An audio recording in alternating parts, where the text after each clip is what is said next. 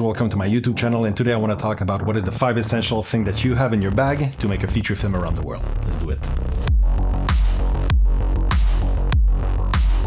So I've been doing feature film for around 10 years, and when I'm traveling, I'm trying to make it as light, easy, fast as possible. So that's why one thing that I have is one bag. And that bag that I have right now is the Peter McKinnon bag. This is one of the best bags, mostly look-wise. I love the look, I love the texture of it. It's really comfortable. And then mostly you can put so much stuff into it. And I've tried so many bags. For some reason, it's the bag from Peter that just, I don't know, worked best for me. Now it's getting destroyed because I'm traveling so much, but it still holds up. So the first thing that I have mostly in my bag that it makes it possible to shoot all my films, and mostly I've shot so many films on that camera, is the A7 IV. So mostly that camera, what I love is that it's light, it's easy, it's portable, the autofocus is amazing, the battery lasts around 2 hours, you can take amazing pictures for posters. There's so many things that I love about that camera, and I've changed. I went from Blackmagic to that camera, and I've done 3-4 feature film on this one, and it's been really amazing. Never overheated. It's just so easy, it's compact, and the quality is amazing. 10 bits, focus breathing. Mostly it's the execution that it's so easy. So I would say, the Sony A7 IV, for me right now, it's been amazing. Better than the FX3 or the A7 III because you can take picture. And that's stupid, that little detail is that when you travel and you see an amazing picture or location and you want to take that picture for the poster and you don't have the capability to take big megapixel picture, that's where the camera comes. And that's one of the main reasons I wanted this one, because the other one you cannot. And the quality is the same, the sensor is kind of the same, so it was a no-brainer to go with this one. We use a lens that makes you save so much time. For example, I'm using the G Master 2470 2.8. And it's been great. The quality is great, the sharpness is great. It works beautifully with the Sony because of the autofocus and all the options of the camera possible to be activated because of that lens. Because if you use third-party lenses, some function is not gonna work. So with this one, what's cool, you have the Super 35 crop factors that makes your camera go from 24 to 70 to 40, 105 with just a click because of the crop. That's just amazing. So this way, when you're on set, that's what I love the most about zoom lens, is that you don't lose time to just rigs your gimbal or rebalance thing. You just, in the moment, you shoot, you zoom in, zoom out. It just makes everything so fast, and you save so much time because you don't have to rebalance or anything, or stop the mood, stop the process. Your actors are in it. Oh wait, I want to take a 100, whatever. It's just, for me, it's such a waste of time. I love prime lens. They're beautiful lenses. It's just, I don't see, no one is going to see the difference anyway. And yeah, they're faster, like you can go to 1.4 or 1.8, but who cares? No one cares. And with that Sony, what I love is that the low light capability is just freaking amazing. So I don't know, you just crank the ISO and you're gonna be fine, but mostly is the execution that it's so fast makes everything just worth it. So I would say, yeah, that's mostly all my feature film is just shot with one lens. And before, when I had the Blackmagic, it was the 24-105 f4 that I had all the time. So that's why this combo just works perfectly. And everything that I'm saying right now, it's mostly with my style. For some people, it would be completely different, but with the execution that I'm doing, the style that I'm doing, the speed that I'm doing, that combo is all I need. The other part that is really crucial for me is the gimbal. I love gimbals, I fell in love with gimbals, and that one thing that was so frustrating back then was I shot with the red camera and it was just so heavy, and the Ronin was not existing back then. And so now that's the thing, I got the Ronin RS3 Pro, and it's light, it's fast, it's super stable, you can shoot anywhere, you can do anything. It just makes your creativity so much more alive, because the fact that the camera, the whole kit is so lightweight, you don't have to think, you just shoot. You can go down the stairs and whatever, you can do a beautiful sequence of just everything is fluid, everything just dance, everything just float. And for me, I love that. I'm not a fan of handheld shaking unless it's really bring the story or the point of view of the story to another level. Otherwise, I love when everything is just smooth. There's just something professional, elegant, sexy about it. So gimbal, I'm shooting on my gimbal almost 95% of my time. So yeah, that's a must for me. And then the filter that I have right now, I got the Tiffin Mist Filter 1.8. it creates, if you see those lights, it creates this kind of a glowy effect around the lights. So every time I'm shooting inside, that's what I'm using. It creates this from the window, the reflection of the window, all that stuff. It just creates this kind of a bloominess around it, and I love that.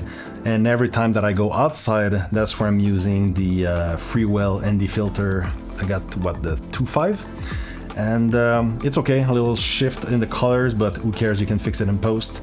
It's clean, it's beautiful, it's sharp, and it's been working well. I might try the Nisi. I love the Nisi product. So yeah, that's what I've been using mostly. Inside is the mist filter, outside is the ND filter. For sure you need one, otherwise there's no way you can shoot. Yeah, that's kind of my two things. For sound, what I'm doing right now, I'm recording on my Zoom F3. It's a small little portable. I would love to show you, but I'm shooting with my stuff. And there's the thing, I just have one camera, so give me a break. So I got the Zoom F3. It's a small cube recorder that shoots 32-bit float. It's beautiful, it's small. I can scream whatever, it's never gonna peak, and there's the beauty of it. And it's so small, and you can record for 4 or 5 hours. So anytime I'm on set, of course, my friend Simon, who's my sound guy, of course he got his big kit. We got the mics and live and all that stuff. But when it's time, let's say, to do ADR, I just take that out, and it's so simple. I go in the car with my microphone and I just record sound bites and stuff like that I need. It's really portable. It's not heavy. And again, the way I shoot, it needs to be like fast, so that wherever we are, if we're in Berlin and we are under a bridge and I need to record something, I just pick it up, my little recorder, I hold it, and I do what I have to do. So portability is number one. And for the shotgun, I have the Senken CS3E. I think it's around $2,000, something like that. Because back a couple of years ago, I said, you know what, I'm gonna invest in my gear so that I don't have to depend on other people's gear. And that's always been a factor where you don't have to depend on people. So I got a really professional shotgun for everything outside. This way I'm shooting it inside because I'm a little further out and I wanted to try it. And but mostly every time you shoot outside, you need a professional microphone, and the Senken is the bomb. So for the microphone that I'm using the most inside is the Schweppes CMC-CU. Beautiful microphone that, you know, when you're inside, it just captures the dialogue so perfectly. It's really intimate. I think it's around, I'll put the links below it, I think it's 1,500, 2,000, something like that, but the quality is just amazing. And that's the thing, camera changes every time, so maybe every 2-3 years you can change it, kind of thing. Sound, you're gonna be good for years and years and years. Sound doesn't really change that much. So that's why I think it's better to just really invest in a beautiful microphone where you know you're gonna have top quality and you're not gonna change it in 2-3 years, because that's a lot of money.